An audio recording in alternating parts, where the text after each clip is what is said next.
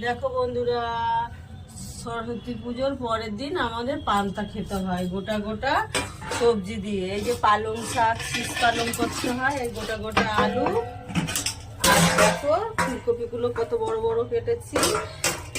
আর এটা দেখো সব রকম এই গোটা গোটা সবজি দিয়ে করতে হয়। এই যে দেখো শিম, এই দেখো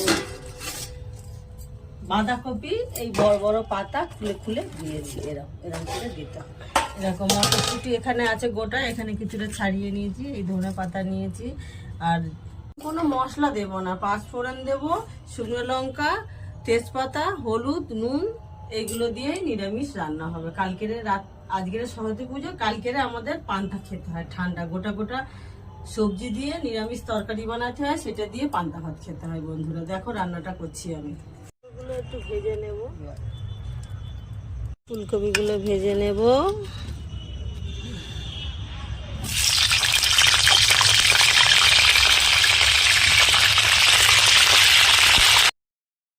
ফুলকপিগুলো একটু তেলে ভেজে নেব, ভেজে তুলে নিলাম।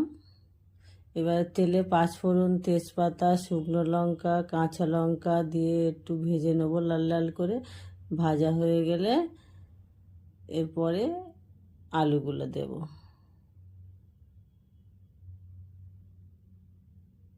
আলুগুলো দিয়ে দিলাম তেলে।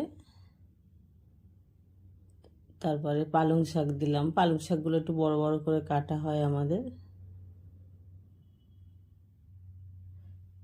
বেগুন দিলাম, গাজর দিলাম, বাঁধাকপি দিলাম, একটু নুন ছড়িয়ে দিলাম, দিয়ে এটাকে ঢাকা দেব।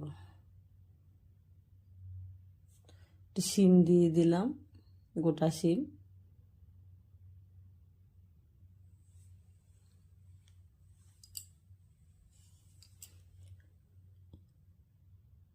টমেটো দিলাম, কড়াইশুঁটি দিলাম, দিয়ে আবার একটু নেড়ে নেব। তারপরে ফুলকপিগুলো দেব, হলুদ দিলাম,